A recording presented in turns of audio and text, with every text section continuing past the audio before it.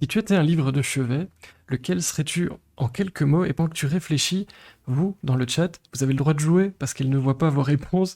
Donc, si vous avez envie de nous dire quel livre de chevet vous seriez, bah, vous pouvez. Le chat est à vous. Et, euh, et puis, moi, je te pose la question à toi, Sylvie. Vu qu'on est entre nous. Écoute, la réponse est multiple. Absolument, on est entre nous, c'est agréable, mais j'ai envie de dire que la réponse est multiple parce que j'ai évidemment de nombreux coups de cœur, mais de par ma profonde belgitude, mon ancrage, de par ma fonction aussi à la SABAM, à cet univers, à ce milieu, avec certitude, mon livre de chevet serait un livre d'un auteur ou d'une autrice belge. Ça, c'est avec une certitude infinie. Et puis, juste en dessous de ce livre d'un auteur ou d'une autrice belge, il y aurait Le Petit Prince de Saint-Exupéry. Ça peut paraître naïf, mais ça ne l'est pas tant que ça, parce que je l'ai lu en français à différentes étapes de ma vie.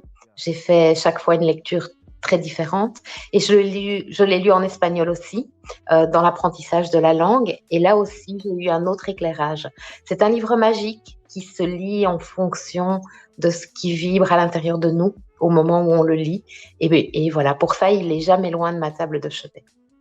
Alors, je te rassure, Oli Boîte, le français que tu es aura la réponse à sa question, puisque forcément, bah, vous connaissez peut-être pas la SABAM, c'est prévu, je vous rassure, mais on va en parler un peu plus tard. Si tu es d'accord, je stocke ta question dans un coin de ma tête, et sur ma liste de questions, en vrai. Euh, Si tu étais un livre, mais tu pourrais être plein de formats différents, lequel choisirais-tu? C'est pas évident, entre par exemple poche, le grand format, e-book, audio, bande dessinée, etc., etc., etc. Je resterai sur un livre papier parce que j'ai un rapport très étroit au papier. Alors, c'est peut-être pas très écologique. Donc, à ce titre-là, je plaide coupable. Mais d'un autre côté, le papier, le livre papier a une dimension d'une très grande sensualité. Et pour moi, qui suis poète au départ, c'est quelque chose de véritablement important. Le papier. Une maison d'édition. Laquelle serais-tu? Une maison d'édition, celle qui ose les auteurs belges, celle qui croit en eux, qui ose tenter l'aventure et qui accepte la découverte d'auteurs qui n'ont pas encore un nom et dont tout est à construire. Cette maison d'édition-là me fait rêver. Si tu étais un rayon dans une librairie, Un rayon de soleil, bien sûr. ça, on me l'a fait de plus en plus souvent celle-là. Il y a une team rayon de soleil, mais j'aime beaucoup.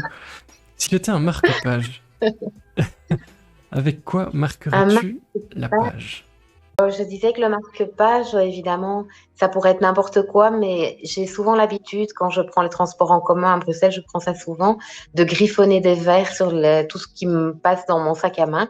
Et je l'ai souvent fait sur les tickets de Stib à l'époque où c'était pas ces cartes en plastique, mais ces tickets papier. Et donc, ils m'ont souvent servi de marque-page. Alors ici j'ai enveloppe, j'ai une plume de pan offerte par Cetro, une carte postale la plupart du temps. Ah Vous oui. aimez bien voyager, hein, je sais bien, vous êtes des comme ça. Si tu étais un personnage, Sylvie, parmi tous ceux qui existent, Un personnage. Oh là, ça c'est un personnage, bah, un super-héros peut-être qui aurait le pouvoir de d'effacer les inégalités, d'effacer les différences, pas les différences, mais de les faire accepter en tout cas, de permettre aux aspérités qui sont en chacun de nous d'avoir leur droit de citer, leur droit d'exister et d'éviter la société actuelle qui est de plus en plus aseptisée, où on a peur de tout, les mots, on peut plus utiliser un mot, on doit utiliser un autre, on a un petit peu peur de tout ce qui est autre. Et donc, j'aimerais être un personnage qui a ce pouvoir de montrer à quel point la différence est belle et à quel point les aspérités sont riches.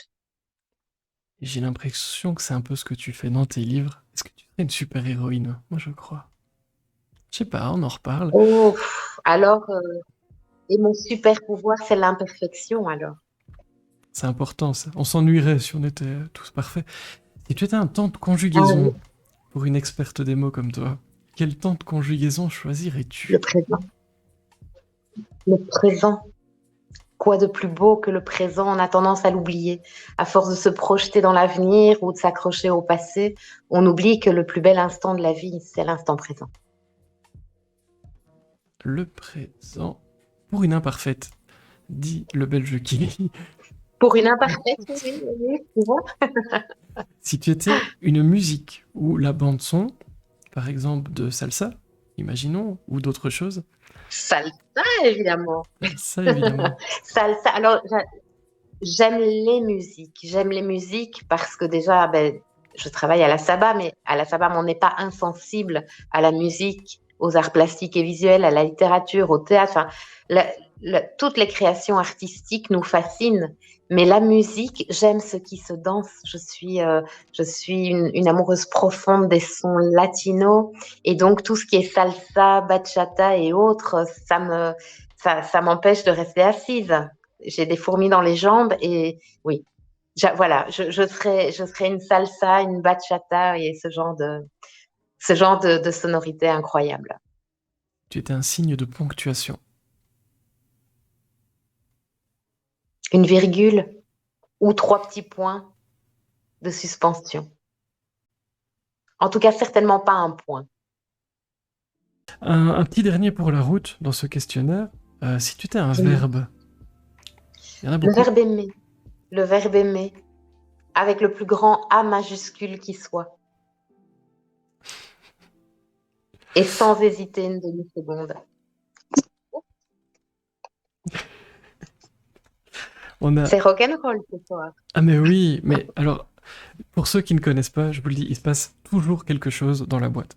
Toujours. Je ne sais jamais quoi, mais c'est ça qui est amusant. Euh, Alors attends, qu'est-ce qu'on va faire comme mot? Euh, On va faire amour. Kiko, amour. Parce que tu as parlé du verbe aimer, et j'ai envie de beaucoup d'amour dans ce chat. Avant de commencer, je vous propose un premier tirage au sort, puis on posera les questions.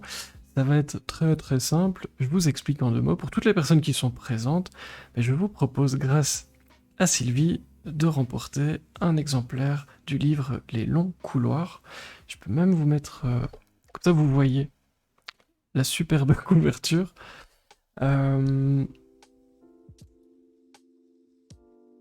Et Kiko vous a mis le petit message.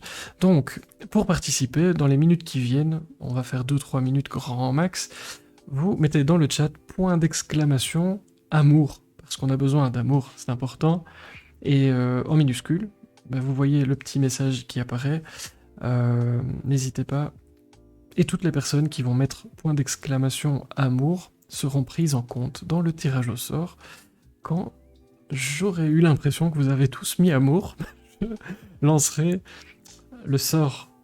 Voilà, vous avez compris, c'est top. Je vous laisse continuer. Pendant que vous faites ça, on va revenir sur Salsa parce que c'est finalement le plus récent, le dernier que j'ai lu aussi, donc j'ai envie de parler de Salsa. Tu parlais de danse, je suis un peu comme toi, j'aime pas rester assis quand on me parle de ça. Une première question pendant que je remets la couverture. Elle va te renverser par son incroyable originalité, je le sais. Est-ce que tu peux nous dire de quoi parle ce livre Salsa, mais pour les personnes qui ne savent pas du tout ce qu'il y a dans ce roman? Ce qu'on peut en dire en tout cas. Alors, je dirais que c'est un roman à tiroir. Il y a différents degrés de lecture, pas comme Le Petit Prince évidemment. Je n'ai pas cette prétention, mais c'est quand même un livre qui peut se lire à différents niveaux. Le premier degré de lecture, c'est une femme d'une cinquantaine d'années qui a sa vie plutôt sur des rails, qui vit une vie rangée, tranquille, la petite bourgeoisie, qui travaille, qui a un mari, une famille, enfin voilà, et qui s'ennuie dans sa vie. Elle s'ennuie au point de chercher une occupation et elle va s'orienter vers les cours de salsa. Et c'est un Cubain, beau danseur, charismatique, qui va lui donner des cours et peut-être pas que des cours. Il se peut que certains mots en entraînent d'autres et puis amènent des projections. Et Sophie va s'imaginer des choses, peut-être parfois réelles, parfois moins réelles, mais en tout cas, elle va véritablement croire à cette nouvelle vie qui lui est proposée grâce à ce professeur de salsa. Et elle décide de lever ses valises et de le suivre au bout du monde, en tout cas jusqu'à la Havane. Mais avant ça, elle doit régler certaines choses avec sa fille. Donc, elle va donner rendez-vous à sa fille pour boire une mousse de lait, un café crème, euh, sur l'avenue Louise à Bruxelles. Et ce qu'elle veut dire à Amandine, ce qu'elle veut dire à sa fille, c'est: je t'ai trop bien élevée. Affranchis-toi. Affranchis-toi de l'éducation que je t'ai donnée. Émancipe-toi, il est temps. Sauf que Sophie n'arrive pas au rendez-vous. Elle n'arrivera pas auprès d'Amandine pour lui dire ce qu'elle a envie de lui dire.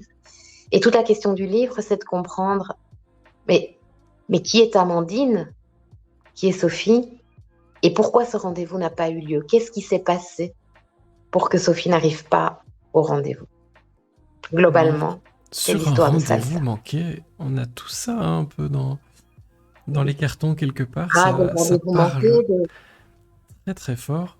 oui, Je et vous pas que des laisse, rendez-vous, et pas des que des actes rendez-vous manqués aussi. aussi. On va pas trop en dire, je vous rassure. Hein. Je vois déjà que ça tente fort Non. certaines personnes. Bonsoir Floflo, bienvenue. Euh, Si on lançait le tirage pour voir qui remporte les longs couloirs, et puis on revient à Salsa tout de suite après. Vous êtes beaucoup à avoir joué, je vois. Moi, j'ai pas joué. Et ah, mais voilà, quelle bonne nouvelle. Zut Rezut remporte. Fanny a le livre, mais ça c'est très bien. Zut Rezut remporte les longs couloirs de Sylvie. On va en parler un peu après. Tu peux nous dire un mot dessus, puisqu'on est dans les pitchs, hein, autant en parler un petit Oui, peu oui, aussi. bien sûr, Les Longs Couloirs, c'est un livre de poésie qui m'a valu de faire une petite tournée à Cuba, à La Havane. Et c'est surtout un livre qui a donné naissance à un spectacle qui, grâce ou à cause de la Covid, n'a pas eu la vie qu'il aurait dû avoir, mais un spectacle de percuésie, c'est-à-dire que j'étais sur scène avec un percussionniste derrière des congas et nous avions un dialogue entre mes octosyllabes et ces congas. Des octosyllabes, pour faire simple, ce sont des phrases qui comportent 8 pieds, 8 syllabes en quelque sorte. Et donc, la structure du texte est véritablement isométrique. Donc, chaque phrase, chaque vers a le même nombre de syllabes, le même nombre de pieds. Et ça crée une musique qui oriente une lecture et une compréhension d'un texte. Ce sont des textes excessivement sensuels, je pense, et qui tournent toujours autour de la rencontre à l'autre, de la rencontre à soi, de l'amour qu'on peut avoir pour soi, pour l'autre, ou parfois du désamour. Voilà, c'est une... oui, voilà. Une belle aventure. On adore les chaussures rouges sur la couverture du côté de Fanny, au passage. C'est important, hein, le côté Je les glamour. adore, moi aussi. Ah, mais je veux bien croire. Et alors, zut, rezut, Et donc, alors, une petite histoire sympa, Oui, si tu me le permets, une petite anecdote évidemment. sympa. Cette photo de couverture, d'ailleurs, fait l'objet d'un shooting qu'on a fait dans un bar rock à Bruxelles, près de la Grand Place. Parce que souvent, la poésie est perçue comme quelque chose d'un petit peu désuet, un petit peu vieux jeu, ou au mieux on dit oui, ça c'est pour les femmes, la poésie ça touche pas les hommes, ou au pire on dit c'est complètement vieux jeu, complètement dépassé. Or la poésie pas du tout, la poésie c'est quelque chose de très sensuel, de très moderne, de très dynamique. Et donc j'ai voulu casser l'image de la poésie en faisant ce shooting dans un lieu rock à Bruxelles avec des molosses en blouson de cuir et veste en jeans. Et c'était savoureux comme soirée. Et la couverture est le reflet de ce côté décalé. Et Fanny aurait bien vu cette couverture pour Salsa, avec une rose rouge. Oui, Ça aurait pu, hein, c'est ça vrai. aurait pu. Et donc, Absolument, ça aurait pu. Oui, zut, tout à fait. rezut, félicitations. Il y a des félicitations partout dans le chat. Un petit message à Merci. Kiko avec tes coordonnées. Et alors, à quel prénom pour la dédicace aussi, si tu veux, tant qu'à faire. Ah oui, Ça, ça bien nous, sûr. ça nous aide après pour faire tout ça. Félicitations encore. Moi, je vous propose de revenir à Salsa. Et dans ce livre, moi, j'ai senti un corps à corps entre une artiste, et je vais utiliser quelque chose de large parce que c'est comme ça que je te vois, plus que comme quelqu'un qui écrit, une artiste, et des mots. C'est un corps à corps incroyable. Elle représente quoi pour toi, toute cette matière première que les auteurs aiment tant, les mots, les phrases, tu parlais des octosyllabes, Ah, etc. Ça représente quoi, à tes yeux, toute cette matière première que tu peux utiliser? eh bien, c'est ma respiration, c'est ma vie. Je n'aime pas trop parler tout le temps en jeu parce que je pense que c'est quelque chose de très personnel et il y aura, tu poses la question à 1000 personnes, il y aura sans doute 1000 réponses. Pour moi, l'écriture, d'abord, c'est ma première et plus grande histoire d'amour. Je suis née avec cette conviction que j'avais des choses à raconter. Pas forcément des choses intéressantes ou des choses particulières ou spectaculaires, mais juste le besoin d'exprimer en mots certaines émotions. Si je n'avais qu'un seul talent, je crois que ce serait celui-là. Je prétends pas être, d'ailleurs, je suis même certaine de ne pas être une écrivain tout public. Je pense que je peux toucher, émouvoir un public de niche qui est sensible peut-être à l'authenticité de l'émotion. Et ma force, c'est de pouvoir mettre des mots simples sur des émotions compliquées. Et ça, je crois que Salsa, c'est un peu ça. Salsa, c'était le besoin incommensurable de transmettre quelque chose à ma jeune fille. J'ai une gamine qui, à l'époque de l'écriture du bouquin, est une jeune adolescente. Elle a 14-15 ans. Je sors d'un parcours de vie éprouvant parce que je sors à peine d'un cancer. Et pendant ce cancer, pendant les quelques années où je me suis battue contre la maladie, j'ai aussi dû me battre contre ma jeune fille qui n'acceptait pas que sa maman, qui était à ses yeux un pilier, une force, qui n'était jamais malade, qui ne se plaignait jamais de rien, qui portait la famille à bout de bras, c'est comme ça qu'elle me voyait. Moi, je ne le vivais pas tout à fait de la même façon. Mais tout à coup, maman risque de mourir, elle est en chimiothérapie, elle est à l'hôpital tout le temps. Et ma gamine, au lieu de... Elle a réagi comme elle a pu, c'est-à-dire qu'au lieu d'embarquer dans la danse avec moi et de me tenir la main pour la bagarre contre la maladie, elle a décidé de me tuer tout de suite, c'était plus facile. C'est-à-dire qu'elle se préparait à ce que sa maman s'en aille et qu'elle avait l'impression que ce serait plus facile pour elle de supporter l'épreuve si elle décidait que pour elle, c'était déjà terminé. Et donc, la communication était rompue pendant quelques mois, quelques années. Et j'avais tellement de choses à lui dire, justement, alors que je pensais peut-être aussi ne pas vaincre la maladie. J'avais besoin de lui parler, de lui dire des choses. Et je n'ai pas pu. Et du coup, avec le temps, la guérison, la rémission, j'ai écrit Salsa avec une partie de ces choses-là. Mais entre-temps, la vie avait continué son œuvre. J'avais repris le goût de la fête, le goût des talons hauts et de la salsa. Et d'autres choses se sont greffées dans l'histoire à raconter. Mais pour répondre à ta question simplement, les mots que sont les mots dans ma vie, ils sont ma respiration, aussi simplement que ça. Et c'est pas si simple, mais tu le disais, il y a deux choses que j'ai retrouvées très très fort dans Salsa. Il y a la virtuose des belles phrases, avec des mots simples. Oui, mais c'est comme ça que je te vois, à nouveau, c'est que mon avis, hein, vous faites ce que vous voulez avec, mais virtuose des belles phrases, mais en même temps un côté viscéral dans ton texte. Oui, Et je me demandais si tu avais ce sentiment-là aussi, mais je pense qu'avec ce que tu viens d'expliquer, oui, oui. oui, Et où tu vas puiser ça? Parce que, en général, c'est un peu paradoxal d'avoir de la virtuosité dans les mots et en même temps un côté viscéral. C'est souvent l'un ou l'autre. Dans ton livre, j'ai vu les deux simultanément et moi, ça m'impressionne. oui. Très, Bah, très écoute, franchement. c'est gentil et ce que tu viens de me dire résonne comme un cadeau. Merci, merci infiniment. Moi, je ne suis pas, je ne suis pas quelqu'un qui écrit avec son cerveau. Donc, je n'ai pas de structure, je n'ai pas de, quand je commence une histoire, je sais globalement ce que j'ai envie de raconter, je sais globalement ce que mon ventre a comme émotion à partager, mais je ne sais pas où vont m'emmener les personnages et souvent les personnages changent en cours de route. Euh, donc, tu as dit un mot viscéral et c'est complètement ça. Je dirais même que c'est complètement animal. C'est une démarche intuitive, instinctive, qui d'ailleurs à mon avis, dérange sans doute les puristes des romans ou les puristes de la littérature parce que je ne réponds pas au code. C'est difficile de... Je peux pas me définir comme une romancière ni comme une auteure.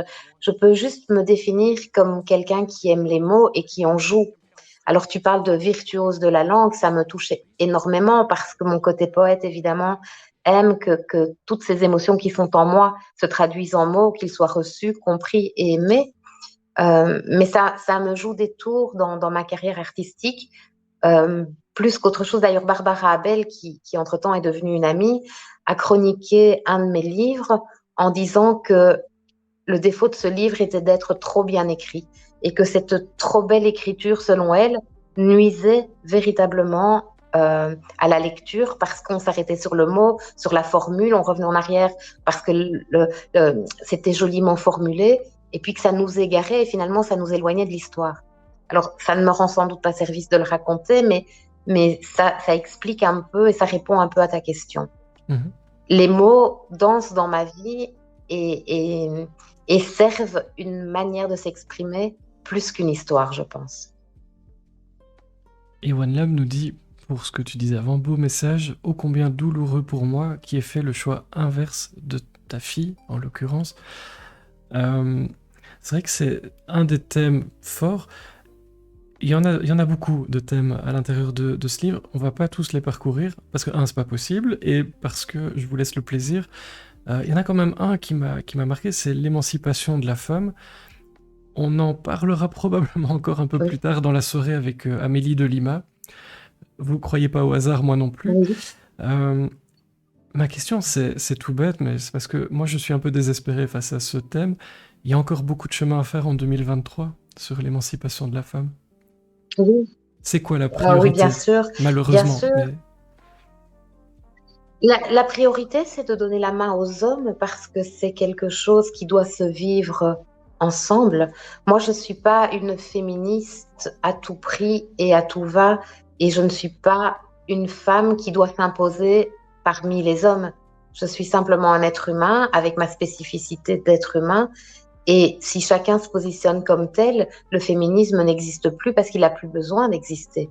Il y a des hommes, par exemple, qui aussi vivent des discriminations pour d'autres raisons. Et je crois simplement que l'émancipation doit concerner les hommes, les femmes, les mères, les fils, les filles. Moi, j'ai une maman qui est une maman extraordinaire qui m'a enseigné, ma mère qui m'a enseigné à être une femme indépendante, autonome et autre, quand elle vient à la maison le week-end et qu'elle participe un peu aux tâches du ménage. Elle demande à mon fils systématiquement de descendre les poubelles et à ma fille de vider le lave-vaisselle, comme si c'était des tâches qui étaient vraiment caractéristiques des sexes. Voilà, moi je trouve ça dommage et dommageable. Et effectivement, on a fait du chemin, on a vraiment fait du chemin. Moi aujourd'hui, je me sens dans une société quand même où ma position de femme est très confortable. Je sais que c'est pas pour toutes les femmes comme ça, mais c'est pas non plus pour tous les hommes comme ça. Et je me dis que le jour où on verra des hommes plus féministes que certaines femmes, on aura sans doute gagné quelque chose. Moi, je suis une grande amoureuse de la vie, une grande amoureuse des êtres humains. Et je crois que main dans la main, femmes et hommes, on peut accomplir de très belles choses contre les gens sans sexe aucun, juste les gens qui ne laissent pas aux autres la chance d'exister pleinement dans ce qu'ils sont. À ce moment-là, le féminisme et les autres combats n'auront plus aucun sens puisque ce seront juste des êtres humains qui se donnent la main pour exister. Ça, c'est ma vision un peu naïve. Alors, on a reperdu le son. Alors, ce que je vous propose, pendant que tu reviens, ça va revenir dans 2 petites secondes, lancer le deuxième tirage pour remporter ce livre dont on parle depuis quelques minutes, Salsa, de Sylvie Godefroy. Et je vous invite, à partir du moment où on va mettre le message, c'est-à-dire maintenant, Kiko est super rapide, vous pouvez mettre point d'exclamation, Salsa en minuscule. J'avais une question pour toi un peu pratico-pratique, mais dans ce livre, moi j'y ai vu des mots et des phrases en espagnol.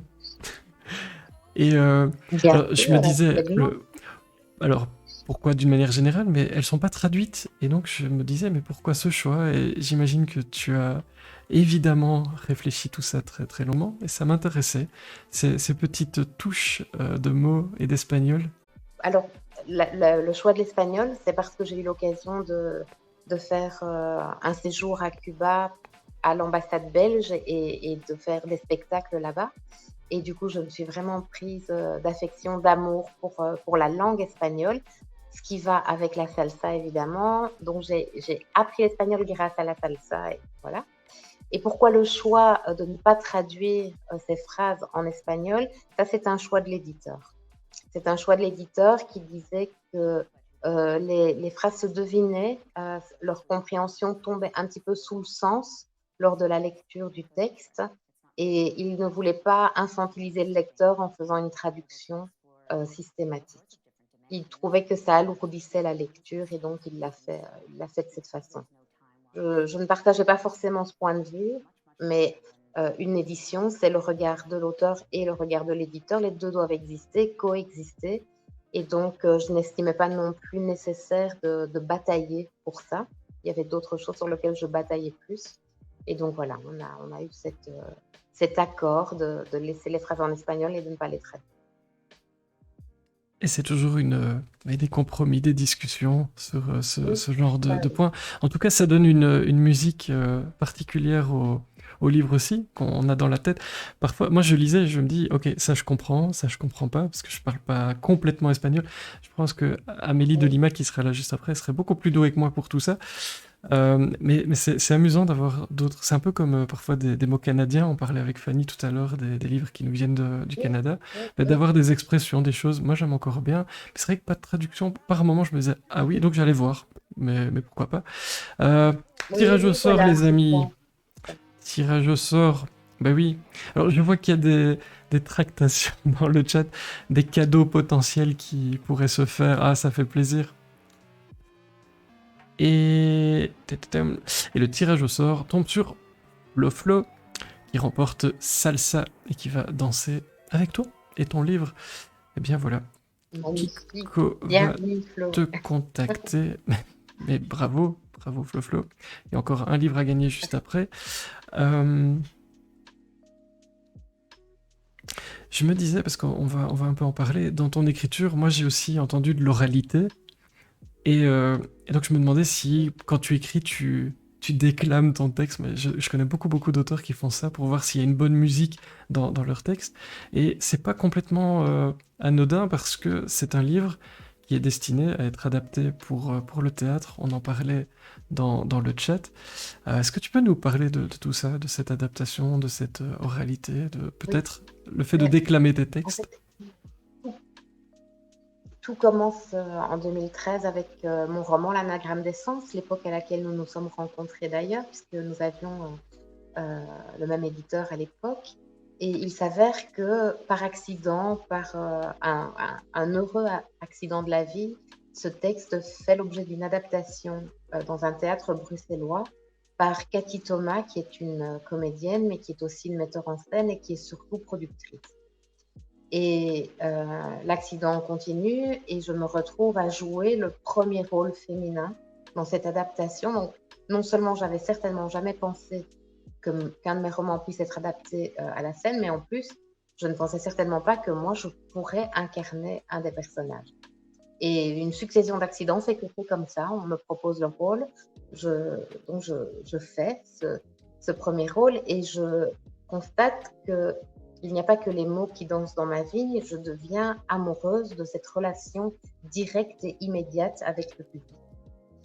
Dès lors, à partir de là, chaque texte que j'écris a cette ambition au départ timide et secrète, et de moins en moins timide et de moins en moins secrète, de finalement arriver sur scène. Et c'est le cas de Salsa. Donc là, je vous offre une info un peu exclusive parce que ce n'est pas encore communiqué. Il s'avère que Salsa devait être adapté au théâtre en 2023, mais finalement, on a décidé d'une étape intermédiaire et d'en faire des lectures vivantes en 2023 et de l'adapter en spectacle en 2024 et 2025. Et c'est Karine Clerc, la chanteuse, qui va interpréter le premier rôle non seulement lors des lectures vivantes, mais aussi lors de l'adaptation théâtrale. Et donc ça, c'est d'abord pour moi un honneur assez conséquent. J'ai suivi la carrière de Karine Claire depuis longtemps et j'aime beaucoup l'artiste, j'aime aussi beaucoup la femme, qui est une femme avec de belles valeurs, qui a beaucoup d'intégrité intellectuelle. Ça me touche et ça me parle beaucoup, qui a une position de femme très affirmée, qui monte des spectacles aussi avec des poésies d'auteurs pas connus du tout, d'auteurs féminins. Et donc j'aime beaucoup sa démarche, son approche. Et quand on a envisagé qu'elle puisse incarner le rôle de Sophie, euh, et qu'on lui en a fait part et qu'elle a dit oui après avoir lu le livre, bah, pour moi c'était un cadeau exceptionnel. Et donc voilà, à l'automne en principe on communiquera des dates de lecture et l'année prochaine des dates de spectacle. Mes félicitations, en tout cas. Quel beau parcours, tu disais, on s'est effectivement rencontrés comme ça il y a déjà quelques années. Ça ne nous rajeunit pas tout ça. Mais quel plaisir de te voir comme ça, sur les planches ou tes textes, C'est parfois, moi. parfois. Puis c'est aussi un peu lié au projet. Alors, le temps nous manque ce soir. Donc, je t'annonce déjà, tu vas être obligé de revenir. Voilà, c'est comme ça. Avec grand plaisir, Voilà, avec grand plaisir. on achèterait une meilleure connexion, je vous jure. Mais, mais, mais donc on parlera de ça aussi, à mon avis, à ce moment-là. Je vous propose, vu que le temps avance et qu'Amélie est déjà avec nous en coulisses, le dernier tirage au sort, dernier livre pour ce soir et pour Sylvie à gagner. Elle, je vais vous mettre la couverture, tiens, pendant qu'on lance le tirage au sort, je vous propose dans le chat de mettre point d'exclamation Sylvie en l'honneur de celle qui était avec nous pendant cette boîte, un petit point d'exclamation Sylvie au singulier, et je vais vous mettre la couverture de ce livre. Est-ce que tu veux nous en dire un mot aussi? Alors c'était une aventure incroyable. Je suis un dimanche à la maison en grosse doudoune et voilà, il y a eu un dimanche d'hiver et en gros training comme ça. Et puis mon téléphone sonne et c'est Francis Lalanne qui m'appelle. Je le connaissais pas, enfin je le connaissais comme tout le monde, mais pas personnellement. Et j'ai cru que c'était Richard Ruben, un ami humoriste qui me faisait une blague en se faisant passer pour Francis Lalanne, mais pas du tout. En fait, il avait sur la table d'un café bruxellois avec une connaissance en commun un de mes romans qu'il avait lu et il estimait que je n'étais pas romancière, mais que j'étais poète et il voulait me le dire. Donc il m'a demandé de le rejoindre dans cet estaminet bruxellois. Évidemment, quand vous êtes à la maison un dimanche, que vous êtes Sylvie Godefroy et que quelqu'un comme Francis vous appelle, euh, bah, vous êtes un peu interpellé et puis vous y allez à ce rendez-vous. Donc je suis allée et là, il m'a dit que je devais écrire de la poésie, que les romans, je n'étais pas romancière, j'étais poète. Donc on a eu ce débat et il m'a demandé d'écrire selon une certaine forme académique. Et j'ai d'abord refusé en disant mais non, pas du tout. Moi, la poésie que j'écris, elle est libre, je compte pas les pieds, je suis... Et j'avais cette espèce d'arrogance un peu naïve qui disait, moi, j'écris librement, je suis une femme libre. Et puis, il a eu cette phrase qui me dit, mais tu sais, la structure va libérer ta pensée.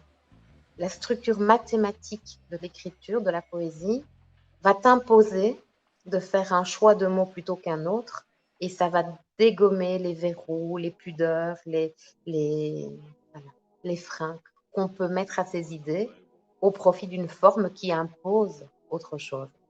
Je ne l'ai pas cru, mais comme il me lançait cette idée un peu comme un défi et que j'aime bien relever les défis, je l'ai fait. Et je dois dire que je suis tombée profondément amoureuse de cette forme d'écriture qui, d'ailleurs, aujourd'hui, ne me quitte plus parce que quand j'écris de la poésie, je n'écris plus que des octosyllabes. Et donc, je me suis prise au jeu. En 3 mois, je lui ai envoyé près de 400 poésies, je pense. Il en a sélectionné une série, presque 100. On en a fait un livre, Elle et elle. Et ce livre est devenu un spectacle. On a fait plusieurs dates ensemble dans un dialogue entre ses compositions musicales et mes textes.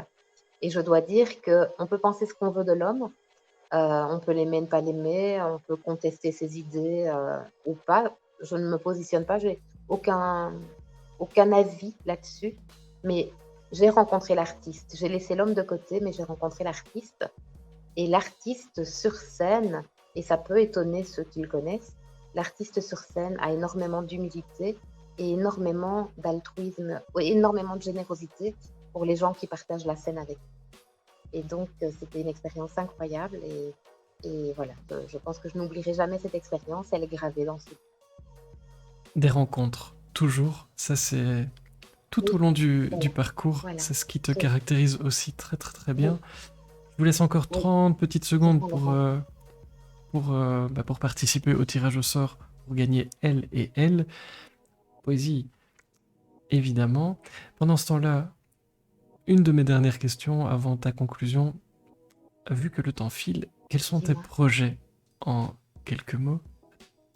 J'imagine qu'il y en a Ah, quelques-uns. mes projets, je suis actuellement oui, bah, oui, déjà faire en sorte que ces lectures vivantes, de salsa se passent bien, de travailler avec d'autres co-auteurs sur l'adaptation du texte. Je suis actuellement sur l'écriture d'un roman, qui raconte à travers la vision d'un homme particulier, l'histoire d'une femme. Donc un homme, qui avait des tendances un peu pas tueur en série, mais en tout cas un homme sombre qui rencontre une femme qui va bousculer ses habitudes et sa manière d'appréhender la vie. Et puis surtout, je travaille sur d'autres ambitions que les miennes. Je représente maintenant à la SABAM de nombreux auteurs. J'entre dans une nouvelle fonction, une nouvelle étape de ma carrière et je m'ouvre au répertoire néerlandophone également. J'ai consacré 25 ans de ma vie professionnelle aux auteurs francophones et aujourd'hui, depuis le mois de février 2023, je m'ouvre aussi aux auteurs néerlandophones traduits en français, mais pas que, aux auteurs néerlandophones qui ont euh, une, un rapport aux mots et à l'écriture assez extraordinaire.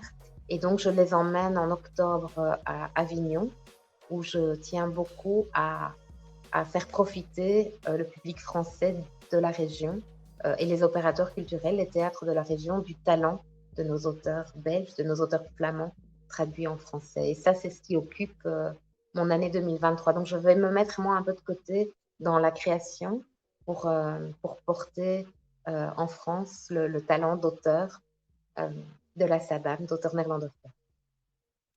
Que de beaux projets.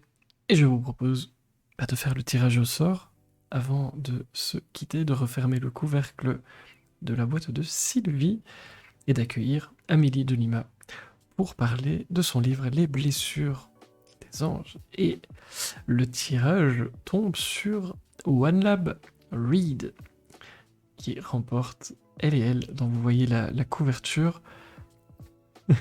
Le belge qui lit. Mais oui, il y a des jours comme ça, qu'est-ce que tu veux qu'on te dise? Et effectivement, tu peux te procurer tout ça chez Cocon de Soie assez facilement. N'hésite pas. Euh, Sylvie, c'était un réel plaisir de t'avoir ici. Désolé pour les petites coupures, c'est les aléas C'est du pas grave. direct. Et Les aléas du direct. merci beaucoup pour les livres, pour ta générosité, oui, dans tes Avec réponses, et on sent quelle belle personne tu es. Ça m'a fait plaisir de t'accueillir c'est ici. Et gentil. puis, voilà, eh ben, c'est comme sur un manège, tu as tiré la floche, et donc tu pourras revenir parler de la défense des auteurs, etc. Super. C'était déjà prévu, mais on n'a pas encore mis de Oui, date. Mais voilà, tu seras toujours la bienvenue ici. je Je te suis laisse hyper évidemment le mot de la évidente. fin pour refermer le couvercle de cette boîte. Que souhaites-tu nous dire pour conclure ton passage parmi nous? Mais j'ai j'ai envie de vous dire merci, merci pour ce moment. J'ai cru comprendre à travers tes interventions qu'il y a pas mal de personnes curieuses de la littérature, curieuses de belles rencontres, curieuses de connaître les avis des uns des autres. On est dans un moment d'échange et je me sens privilégiée d'avoir pu être accueillie par vous tous. Donc merci, merci infiniment. Je promets que dès la semaine prochaine, quand j'ai les adresses et les noms des candidats, des lauréats. J'envoie ces livres au plus vite et je me tiens à la disposition de tout un chacun. Là, j'ai une pensée particulière pour chaque auteur parmi vous, de France, de Belgique ou d'ailleurs. Si vous avez besoin d'informations sur le droit d'auteur, les sociétés de gestion, l'aide culturelle que ces sociétés peuvent offrir, je me tiens évidemment à votre entière disposition et je suis toujours preneuse d'une mousse de lait sur les pavés bruxellois. N'hésitez surtout jamais à la proposer. Bah écoute, on va faire ça, Les habitués comprennent. on parlera de la boîte autour d'une mousse de lait. Bonne idée. Et de tellement d'autres choses. Avec C'était plaisir, un avec plaisir. réel plaisir de t'avoir ici. Merci pour cette salsa et pour ta présence ce soir. Merci Tu à as des vous. remerciements dans tous les sens que tu ne vois pas malheureusement. Salut Cyril, bienvenue. Oh, c'est gentil. Merci beaucoup. Je te confirme, nous étions vraiment très très nombreux, mais ça, je n'en doutais pas. Je Magnifique. te laisse couper la dernière fois la connexion avant Très bien. d'accueillir Amélie. Je vous embrasse tous. À très très bientôt Ok. Sylvie. Encore Bonne merci à soirée toi. à tout le monde. À bientôt.